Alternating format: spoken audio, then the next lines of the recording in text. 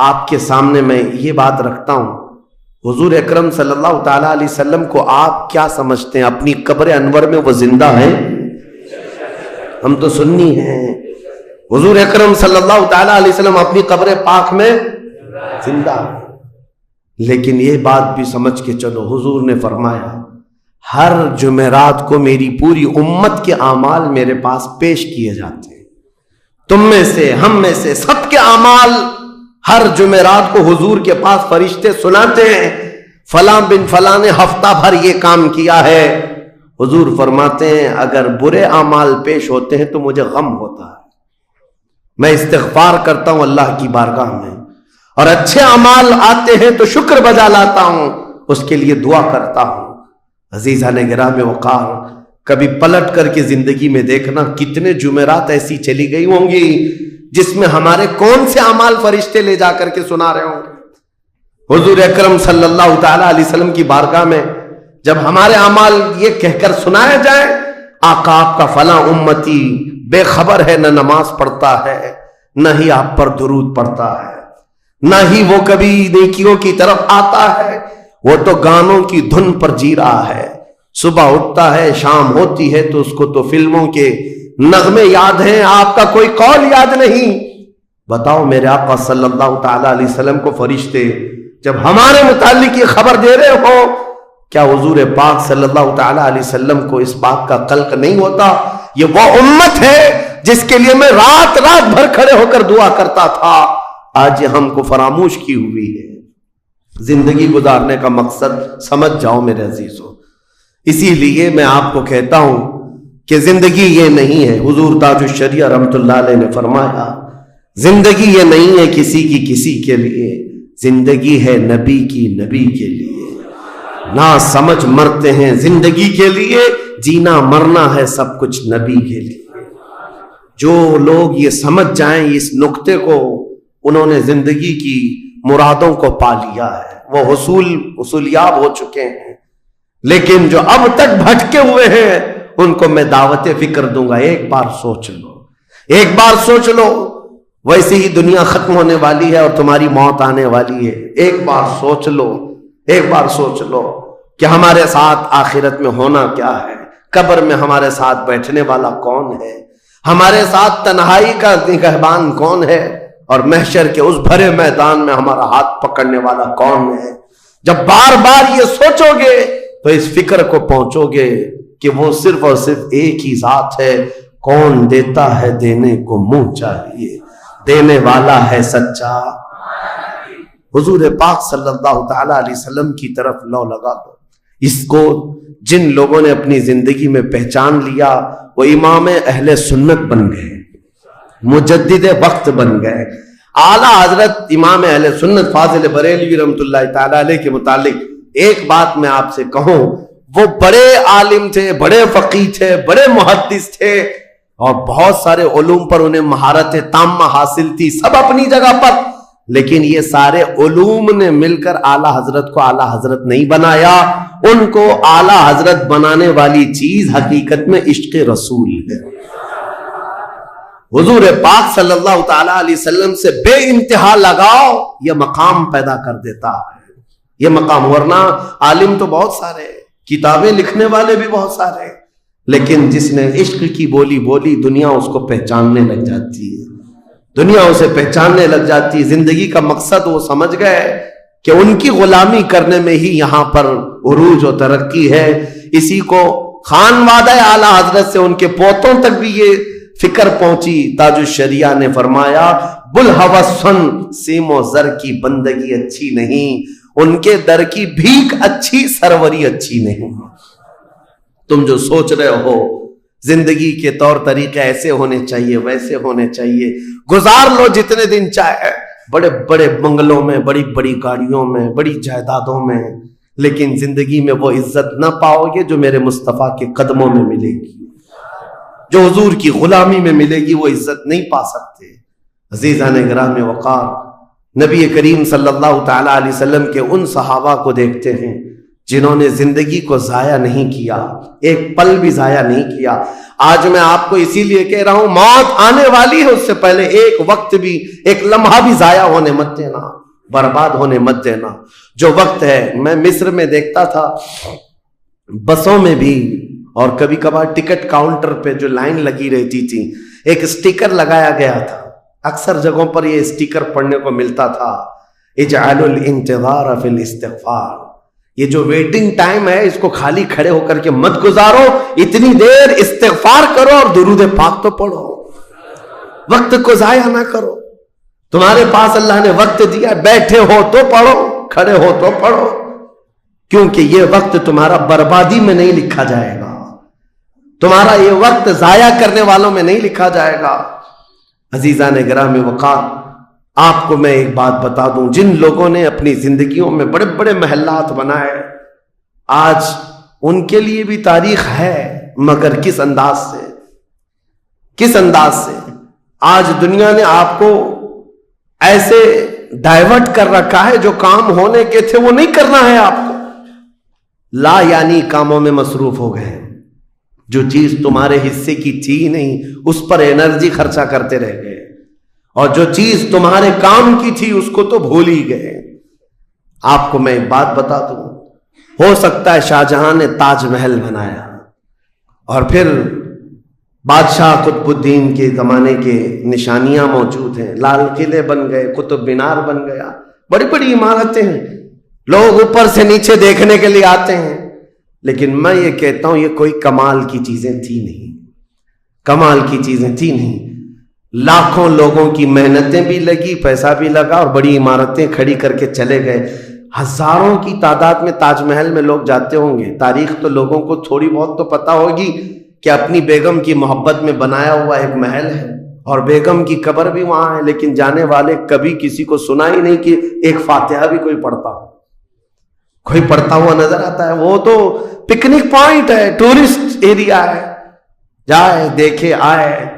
لیکن میرے عزیزو، یہ بڑے بڑے محلات اپنی ناموری کے لیے بنا کر تو چلے گئے، لیکن آؤ بریلی شریف کی سرزمین پر ایک مدرسہ جو اعلیٰ حضرت نے بنایا، مبارک پور کی سرزمین پر جامعہ اشرفیہ جو حضور حافظ ملت نے بنایا، یہ عمارتیں آج بھی دعوت دے رہی ہیں.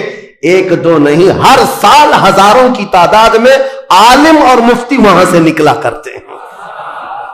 یہ کام کی چیزیں تھی جو بزرگوں نے کر دیا کہ امت کو ایسا کچھ دے جاؤ کہ وہاں سے آنے والا کچھ فیض اٹھا کر کے جائے. تاج محل لے کر کے کیا کرنا ہے؟ پیسے کمانا ہے یا ٹورسٹ ایریا بنانا ہے؟ لیکن ایک ایسا ادارہ جس میں پڑھ کر کے دنیا روشن ہوتی اور آخرت بھی روشن ہوتی.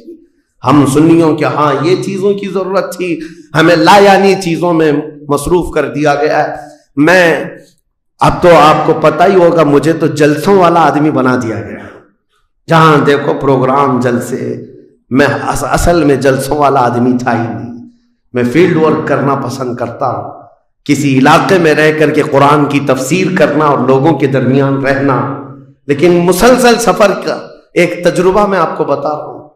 ہوں گے یہاں پر بھی بہار بنگال والے، سب ہوں گے، بہار والے، بنگال والے، جھارکھنڈ والے اتنے جلسے کرتے ہیں، 365 دن بھی اگر ان کو تاریخ دی جائے تو بھی کم ہے.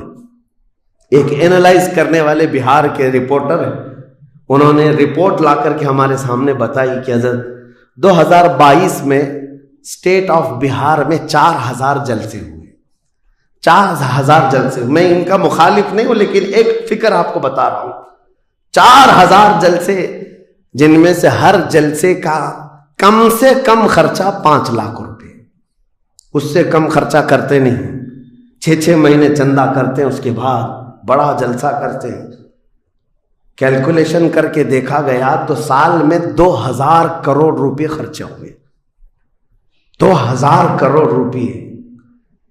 میرے عزیزوں، ٹھیک ہے یہ سب اپنی جگہ پر، لیکن پورے اسٹیٹ پر گھوم کر کے دیکھیں تو مسلمانوں کے نام کی ایک یونیورسٹی بھی نہیں ہے، کوئی ایک بڑا ادارہ نہیں قائم کر سکے. 2000 کروڑ کی بھاری رقم سال بھر خرچ کرنے والا غریب اسٹیٹ جس کو لوگ سمجھتے ہیں. میرے عزیزوں، میں یہ بات اس لیے عرض کر رہا ہوں، جن چیزوں میں تمہارا ذہن الجھ گیا یہ وہ تمہارے کام کی نہیں تھی۔ اعلیٰ حضرت نے بہت پہلے فرمایا تھا یہ دنیا کا حال یہ ہے، شہد دکھائے زہر پلائے۔ یہاں پر چکا چون دکھنے والی چیزیں وہ تمہارے حق کی نہیں ہے۔ اور ممبئی والے کیا کرتے ہیں؟ وہ تو بہار والے جلسوں میں ہیں، ممبئی والے کھچڑا کمپٹیشن کرتے ہیں۔ ہاں، اس محلے میں 51 دیگ بنی ہے تو ہمارے ہاں 60 دیگ بنے گی، 70 دیگ بنے گی۔ اور کھاتا کون ہے؟ جو پہلے سے کھائے ہوئے لوگ ہیں۔ دن بھر 5 ٹائم کھانے والے لوگ ہی کھچڑا کھا رہے ہیں۔ ثواب تو ان کے لیے تھا اس غریب کو کھلانے پر جس کے گھر میں ایک روٹی ہے تو دوسری روٹی نہیں ہے۔ کھلانا بالکل ثواب ہے، حدیثوں میں ملتا ہے، کھلانے سے بڑھ کر کے ثواب نہیں ہے، پہنانے سے بڑھ کر۔ سرکار غوث پاک کا یہ فرمان بھی ہے، میں نے ساری نیکیوں کو الٹ پلٹ کر کے دیکھ لیا، رحمان کو 2 نیکیاں سب سے زیادہ پسند ہیں، ایک بھوکوں کو کھلانا، ننگوں کو پہنانا، یہ 2 چیزیں۔ لیکن یہاں پر کن لوگوں کو کھلایا جا رہا ہے؟ ہم ہی لوگ تو کھاتے ہیں۔ ہمارے گھر میں بھی کھانا بن رہا تھا، ایک دن سڑک پہ بنا لیا، انٹرٹینمنٹ کر رہے ہیں۔ اور اس پر آپ یہ نہ سمجھیں کہ میں ان تمام چیزوں کا مخالف ہوں، کرو جتنی حیثیت ہے اتنی کرو، لیکن یہ نہیں ہے کہ ہمارا سارا کا سارا دار و مدار اسی پر ہے۔ سنیت اسی کا نام نہیں ہونا تو یہ چاہیے تھا کہ ہمارے پاس ایسا مضبوط قلعہ ہوتا جو ہر زمانے میں میرے مصطفیٰ کی عزت پر پہرا دینے والے سپاہی وہاں پر تیار ہو رہے ہوتے۔ ہمارے پاس نہیں ہے ان تمام چیزوں کی، اس لیے مجھے درد ہوتا ہے اس بات کا کہ ہم نے جن چیزوں کے لیے اللہ تعالیٰ سے امانت لی تھی، ہمیں اللہ تعالیٰ نے نوازا تھا، وہ ہماری رقم بھی غلط جگہ جاتی، ہماری زندگی کا وقت بھی غلط جگہ جا رہا ہے۔ عزیزان گرامی وقار، ان سب چیزوں کا سوال ہوگا قیامت کے دن ہم سے، ہر چیز کا سوال ہوگا۔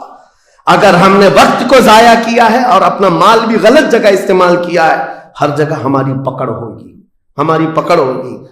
1 ہفتہ قبل میں نے سنا، ہمارے چاہنے والے ہیں عزیز، انہوں نے کہا ایک درگاہ پہ گئے تھے، سنا ہے ایک بہت بڑے سیٹ ہیں، وہ 2.25 کروڑ کا صرف دروازہ بنا رہے ہیں اللہ کے ولیوں کے آستانوں پر۔ میرے عزیزوں، یہ اللہ کے وہ ولی ہیں، نہ تمہارے دروازے کے محتاج ہیں، نہ تمہاری چادر کے محتاج۔ ان کے انتقال کے بعد جو ان کو اللہ نے مقامات دیے وہ تم نہیں پہنچا سکتے، وہ تو اللہ تعالیٰ کے رحمت میں ہے، جنہیں اللہ تعالیٰ جنت کے جوڑے پہنا چکا ہو، جن کے لیے جنت کی ہوائیں چل رہی ہوں۔ ان اولیاء کے مشن کو زندہ کرنا حقیقت میں ایصال ثواب، ان کے لیے سب سے بڑی نظر و نیاز یہی ہے۔ ماررہ مطہرہ میں حاضر تھا، بڑی خوشی ہوئی، صاحب سجادہ نے بڑھ کر کے یہ اعلان کیا تھا، آنے والے زائرین جتنے سنی آتے ہیں، ہم ان سب سے کہتے ہیں کہ ہمارے اولیاء جتنے یہاں آرام کر رہے ہیں، ان اولیاء کو جو چادریں ڈالنی تھی وہ ہم ڈال چکے، تمہاری طرف سے اب کسی چادر کے لانے کی ضرورت نہیں، اور اگر لانا ہی چاہتے ہو ایک دوپٹہ لے جاؤ اور غریب بہن کے سر پر اوڑا دو۔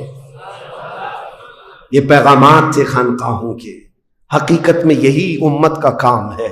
عزیزان گرامی وقار، لا یعنی کاموں میں پڑھ کر کے ہمارا وقت جو برباد ہوا اس کی تلافی مشکل ہے، بہت مشکل ہے۔ اس لیے میں صرف یہ میسج دینا چاہوں گا کہ زندگی کے اس پوائنٹ پر آج ہم آ چکے ہیں جہاں آندھیاں، طوفان، ہر طرح سے ایک بہت بڑی آزمائش میں ہم گرفتار ہیں۔ کن کن چیزوں کا علاج کیا جائے سمجھ میں نہیں آتا۔ کبھی کبھار میں بیٹھ کر سوچتا ہوں، گھر میں اگر گیس کا پائپ بھی لیک ہو گیا، آگ بھی لگی ہے، پانی کا پورا فوارہ بھی آ رہا ہو، کچرا بھی گرا ہو، تو آدمی سوچنے لگ جاتا ہے کس چیز کو روکوں، پانی کو روکوں، گیس کو روکوں، آگ کو روکوں، کچرا اٹھاؤں، کیا کروں سمجھ میں نہیں آتا۔ یہ حالات آج ہمارے ساتھ ایسی ہو گئے۔ ہم کن کن چیزوں کا مقابلہ کریں سمجھ میں نہیں آتا، اور پھر اس پر مزید جب ہم اپنی قوم کی طرف دیکھتے ہیں، یہ تو گیم چلاتے ہوئے مزے سے بیٹھے ہوئے ہیں، ایسا لگتا ہے انہیں کسی چیز کی فکر ہی نہیں۔ شاعر نے کہا تھا جگہ جگہ کے تھک چکے ہیں تمہیں یہ ہنگامے، نشاط لذت خواب گراں بدل ڈالو، اٹھو وہ گر نہ حشر نہ ہوگا پھر کبھی، دوڑو کہ زمانہ چال اپنی چل گیا۔ میرے عزیزوں، بس وقت کا احساس تمہارے اندر آ جائے، ضائع نہ کرو۔ میرے آقا صلی اللہ تعالی علیہ وسلم کی ایک بات میں تمہیں بتا دیتا ہوں۔ آپ یہ سوچتے ہیں بہت سارے نوجوان خالی فالتو اسی لیے بیٹھے ہوئے، میرے سٹیٹس کے مطابق کام نہیں ملتا، میرے سٹینڈرڈ کے مطابق مجھے کام نہیں ملتا، برباد کیے جا رہے ہیں اپنی زندگی اور لوگوں پر بوجھ بنے ہوئے ہیں۔ میں ان کے بارے میں بتاتا ہوں۔ سید الانبیاء رسول مختار صلی اللہ تعالی علیہ وسلم اگر وہ چاہیں تو روزانہ ان کے گھر جنت کا دسترخوان اترے، اگر وہ چاہیں تو سونے اور چاندی کے محلات میں زندگی گزاریں، لیکن جانتے ہو نبی کریم صلی اللہ علیہ وسلم ایک دن سیدہ فاطمہ الزہرا کے گھر آئے، دیکھا حسنین کریمین تاک میں دب کے ہوئے بیٹھے، پیٹ پیٹ سے لگا ہوا ہے، آنکھیں اندر ہیں، حضرت فاطمہ بھی بیٹھی ہوئی، آواز کسی کی نہیں۔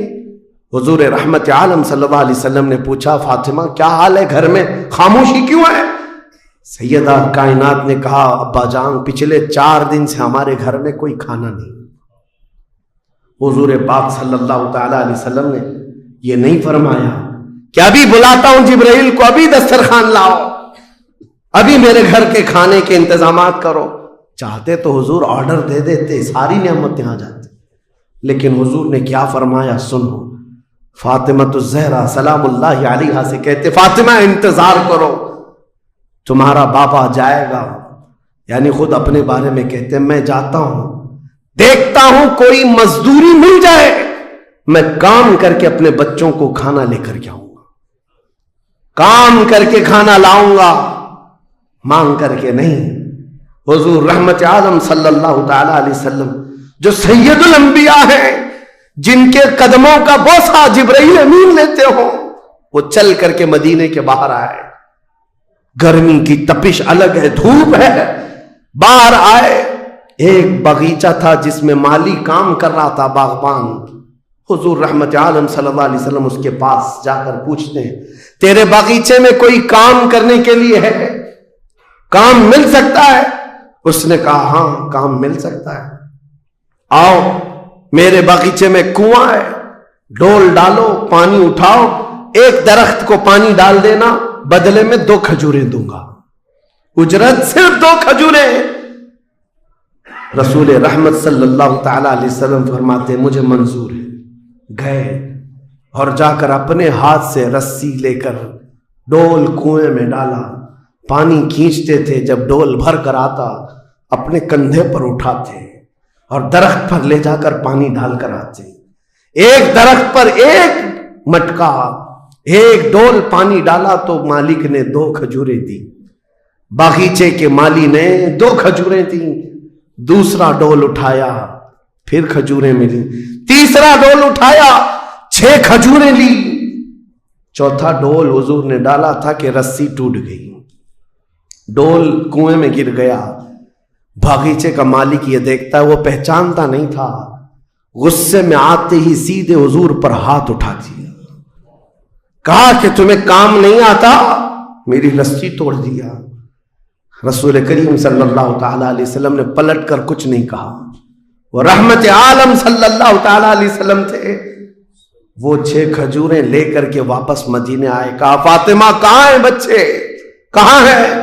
یہی 6 کھجوریں حضور نے لا کر اپنے منہ سے چبا کر ان بچوں کے منہ میں ڈالا اور کہا آج تک روئے زمین پر کوئی نبی ایسا نہیں آیا، 1,24,000 کم و بیش نبیوں میں ہر نبی نے اپنے ہاتھوں کی کمائی کھائی ہے، اپنے عمل کی کمائی کھائی ہے۔ رحمت عالم صلی اللہ تعالی علیہ وسلم نے جب وہ مالک کل ہے، بلکہ جنت کی چابیوں کے مالک، ساری زمینوں کے خزانوں کے مالک، کل جہاں ملک اور جو کی روٹی غذا، اس شکم کی قناعت پہ لاکھوں سلام، وہ لمبے لمبے ہاتھوں سے بھیک دینے والے آقا، سب کچھ ہونے کے باوجود اگر کسی ایک باغیچے میں ڈول اٹھا کر پانی بھرتے ہوں تو اسی لیے نہیں کہ ان کے ہاں کوئی مجبوری تھی، بلکہ امت کو یہ درس دینا تھا، اے امت کے غیور نوجوانوں، تم کبھی خالی نہ بیٹھنا، مجھے دیکھنا اور عمل کرتے رہنا، اور اللہ تعالیٰ تمہیں دروازے رزق کے ضرور کھولے۔ خالی بیٹھے ہوئے وقت برباد کرنے والے لوگوں کو میں اکثر یہ بات سناتا ہوں، اے میرے عزیزوں، مسلمان محلوں میں جہاں سے بھی گزرو حال یہی ہے، رات کو 4 بجے تک ان کے ہاں روشنیاں، کس بات کے لیے؟ میاں کیا فکر ہو رہی ہے؟ کس بات کی یہاں میٹنگ چل رہی ہے؟ چرچے کس بات کے؟ امت کی تباہی کے چرچے کس بات کے؟ گپیں لگ رہی ہوتی ہیں، کچھ نہیں۔ ان دوسری قوموں کو دیکھو جو فجر سے پہلے اٹھ کر کاموں پر بھاگ جاتی ہیں، سورج ڈوبنے سے پہلے وہ گھروں پر آ جاتے ہیں۔ آج تمہارے اخلاق و کردار کسی اور نے لے لی، اڈاپٹ کر لیے، اور تم کو لوگوں کو ایسا چھوڑ دیا گیا بے قائد کے، بے قیادت کے۔ بہرحال میرے عزیزوں، بدلنا چاہیں تو آج بھی ہم بدل سکتے ہیں، صرف ایک نقطہ ہے بدلنے کے لیے، ایک نقطہ ہے۔ میری باتیں چھوڑ دو، مقررین کو سنتے ہو سکتا ہے لوگ یہ کہتے ہیں مولانا لوگ ایسا بولتے ہیں ویسا بولتے ہیں، تمہاری فکریں سب اپنی جگہ پر۔ میرے عزیزوں، میں تو بہت نکما آدمی ہوں، میں تو ایک چھوٹا طالب علم بھی نہیں ہوں، جہالت میرے اندر بھی ہے، لیکن میں آپ کو یہ کہنا چاہتا ہوں، اگر دل کے اندر ہلچل مچ سکتی ہے، انقلاب لانے کی فکر آ سکتی ہے، تو ادھر ادھر کی باتیں چھوڑو، آمنہ کے لال کی طرف دیکھو، حضور اکرم صلی اللہ تعالی علیہ وسلم کی طرف تمہارا دل متوجہ ہو گیا تو میں کہتا ہوں تمہاری دھڑکنیں تیز ہو جائیں گی، تم بدل لو گے اپنی زندگی کو، اور اس کے بعد ایک دن آئے گا پھر تم یہ پکار کر کہو گے جو بریلی والے نے کہا تھا، یا رسول اللہ دہن میں زبان تمہارے لیے، بدن میں ہے جان تمہارے لیے، ہم آئے یہاں تمہارے لیے، اٹھے بھی وہاں حضور کے لیے۔ جینے کا سلیقہ مل جائے گا، لیکن شرط صرف اتنی ہے، آج سے ایک وظیفہ دے کر کے جا رہا ہوں، جمعہ کو، پہلے بھی میں نے ایک بار کہا تھا، جب بھی جمعہ آئے گھر پر اب جاتے ہیں، گھروں میں اچھا کھانا بنتا ہے، میرے عزیزو اپنے بچوں کو لے لو، بیٹھ جاؤ دسترخوان پر، لیکن گھر میں یہ قانون لگا دینا، بیوی بھی بیٹھے، ماں بھی بیٹھے، بہن بھی بیٹھے، بچے بھی بیٹھے، جس کے گھر میں جتنے لوگ ہو دسترخوان پر بیٹھے، اس وقت تک ہم لقمہ نہیں اٹھائیں گے جب تک 100 مرتبہ میرے مصطفیٰ پر درود نہ پڑھ لیں۔ حضور صلی اللہ تعالی علیہ وسلم کو یاد کرنے کا ماحول گھروں میں آ جائے، پھر دیکھنا زندگی کی بہاریں تم اپنی زندگی میں دیکھ لو گے۔ ہر گلی میں انشاءاللہ العزیز یہ ماحول بن جائے، پھر کوئی باہر سے آیا ہوا اجنبی تمہارے محلوں میں آ کر کہے گا یہ ممبئی کا محلہ نہیں، مدینے کی گلی نظر آتی ہے، یہاں سے خوشبو مصطفیٰ نظر آتی ہے۔ ہماری عورتوں کے اندر، ہماری بچیوں کے اندر پردے کی پابندیاں ہماری تقریروں سے نہیں، حضور کی محبت سے آ سکتی ہے۔ نوجوانوں کے اندر نشہ سے نفرت تقریروں سے کم، لیکن میرے مصطفیٰ کی محبت سے آ سکتی ہے، کیونکہ حدیثوں میں ہم نے پڑھا ہے وہ مدینے کے لوگ جو 50 سال پرانی شراب پیتے تھے، ایک فرمان مصطفیٰ کیا آیا، انہوں نے اپنے پرانے مٹکے تک توڑ ڈالے، لبوں تک لگی ہوئی شراب کو پٹک دیا کہ اب نہیں، اس لیے کہ مخبر صادق نے فرما دیا ہے، رحمت عالم نے فرما دیا ہے، یہ محبت کا تقاضا تمہیں ہر برائی سے دور لے آئے گا۔ اسی کو اقبال نے کہا تھا کہ محمد سے وفا تمہیں تو ہم تیرے ہیں، یہ جہاں چیز ہے کیا لوح و قلم تیرے، ہر چیز کا علاج اس میں مضمر ہے، ہر چیز کا علاج اس میں پوشیدہ ہے۔ سچ کہا کرتے تھے بچپن میں جو شاعر ہم سنتے آتے تھے، ہر درد کی دوا ہے صلی علی محمد، تعویذ ہر بلا ہے صلی علی محمد۔ حضور کا نام پاک ہر درد کے لیے دوا بھی ہے، شفا بھی ہے، اور بیماریوں سے چھٹکارے کے لیے کنسنٹریشن، ایک جگہ توجہ مرکوز کر لو۔ آج سے اپنے دل میں یہ احساس پیدا کرو میں اس کا اس کا نہیں ہوں، لوگوں نے مجھے بنا رکھا ہے، یہ اس کا فین ہے، اس کا فین ہے، نہیں۔ بیدم وارسی کو پڑھو، کیا کہتے تھے اللہ والے، میرے عزیزوں، کہتے ہیں بارگاہ مصطفیٰ میں یوں عرض کرتے ہیں، سگے طیبہ سب کہہ کے پکارے بیدم، یہی رکھیو میری پہچان مدینے والے، یہ دعا کرتے تھے بیدم وارسی کہ اے اللہ کے نبی، اے مدینے کے تاجدار، ساری دنیا مجھے میرے باپ کے نام سے نہیں، مدینے کا کتا کہہ کر کے پہچانا کرے۔ اپنی پہچان یہ بنا لیا کہ دنیا مجھے دیکھے تو آپ کے نام سے جوڑ کر کے دیکھے، یہ ان کا غلام ہے، یہ ان کا غلام ہے۔ اس بات پر تمہیں بھی فخر ہونا چاہیے۔ زندگی ایسی گزارو کہ دنیا تمہیں کسی اور کا نہیں، تاجدار مدینہ کا غلام کہنے لگ جائے۔ لیکن لوگوں کو آج تکلیف ہوتی ہے، تم تو اپنا سب کچھ بدلنے لگ گئے، داڑھی بھی نکال دو، ٹوپی بھی نکال دو، سیکولر بن کر کے گھومو تاکہ کوئی پہچان نہ پائے۔ تم خود پہچان نکالنا چاہتے ہو۔ میرے عزیزو، فخر کے ساتھ میں کہتا ہوں، آج ظالموں کو چوٹی رکھنے میں شرم نہیں آتی تو تمہیں حضور کی داڑھی رکھنے میں کیا شرم آئے گی؟ فخر سے کہو دنیا میں میری داڑھی، میری ٹوپی یہ میرا عمل نہیں ہے۔ دنیا اگر ننگا گھومنے پر فخر کرتی ہے تو میں آمنہ کے لال کے اخلاق پر فخر کرتا ہوں۔ فخر ہونا چاہیے کہ نہیں ہونا چاہیے؟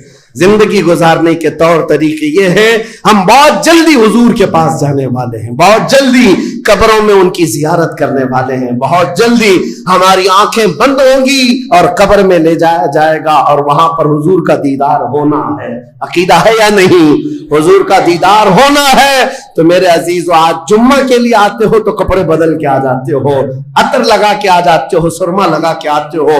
زندگی ایسی گزارو، جس دن ملک الموت بلائے چلو چلنا ہے حضور کے پاس تو تیار رہو، وہ چہرہ لے کر جانا ہے جو حضور کو دکھانا ہے، جو حضور کو دکھانا ہے۔ سنی تو وہ ہے جو مرنے سے بھی نہیں ڈرتا اور یہ کہتا ہے کہ قبر میں جانے کے بعد بھی فرشتوں سے ہم یہی کہیں گے، اب تو پائے ناز سے اے فرشتوں کیوں اٹھو، مر کے پہنچا ہوں یہاں اس دل ربا کے واسطے، مر کے پہنچا ہوں یہاں اس دل ربا کے واسطے۔ حضور کے لیے جینے والا کبھی موت سے بھی نہیں بھاگتا، ڈرتا نہیں ہے۔ موت ان کے لیے حادثہ ہے جن کو جلنا ہے، جلنا ہے، جلنا ہے۔ ہمارے لیے حادثہ نہیں ہے۔ ہمارا عقیدہ یہ ہے، ہم ادھر آنکھیں بند کریں گے، ادھر زیارت مصطفیٰ ہوگی، حضور اکرم صلی اللہ علیہ وسلم کی رحمت میں جائیں گے۔ موت سے ڈرو مت، بھاگو مت۔ میرے عزیزوں، کسی انجان جگہ جا رہے ہو تو ڈرنا چاہیے۔ ہمارا ماننا یہ ہے جس دن ہم جائیں گے حضور بھی ہوں گے، صحابہ بھی ہوں گے، غوث و خواجہ بھی ہوں گے۔ انشاءاللہ العزیز زندگی ایسی گزارو کہ ان اکابرین کی جماعت میں ہم جائیں گے اور میرے آقا صلی اللہ تعالیٰ علیہ وسلم ہمیں قبول کر لیں گے۔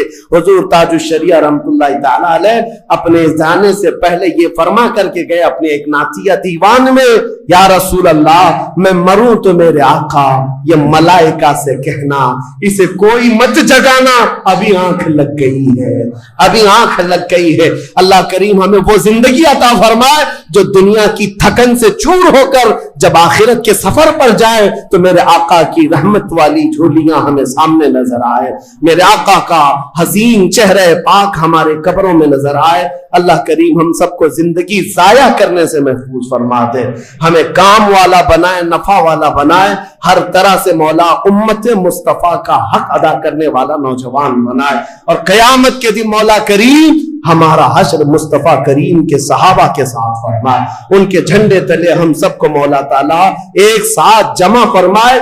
دعا یہ کرتے ہیں، صبا وہ چلے کہ باغ پھلے، وہ دن وہ پھول کھلے کہ دن ہو بھلے، لوا کے تلے، لوا کے تلے ثنا میں کھلے رضا کی زبان تمہارے لیے، لوا کے تلے ثنا میں کھلے ہم سب کی زبان یا رسول اللہ تمہارے لیے۔ وآخر دعوانا الحمدللہ رب العالمین۔ السلام علیکم۔